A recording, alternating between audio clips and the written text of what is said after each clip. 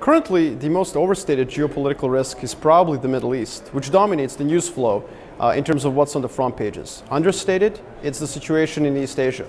In terms of political risks, there's constantly a lot of noise about what's happening in Europe. But the reality is that rise of anti-establishment parties is actually serious in the Anglo-Saxon world. So focusing on geopolitics, there is a lot of emphasis on the Middle East.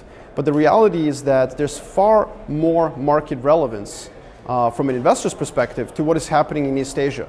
And there we have an increasing geopolitical disequilibrium between China and its neighbors, and the US, which is actually deleveraging geopolitically from the Middle East and is re-leveraging in East Asia. So a very concerning scenario where tensions are expected to rise and continue to increase.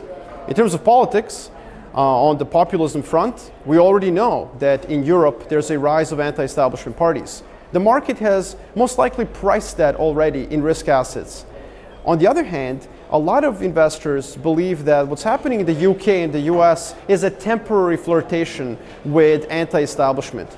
In our view at BCA Research, this is evidence that the pendulum is swinging from pro-market, laissez-faire policies that have been the hallmark of the Anglo-Saxon economy to a far more left-oriented socialist policies of anti-establishment parties.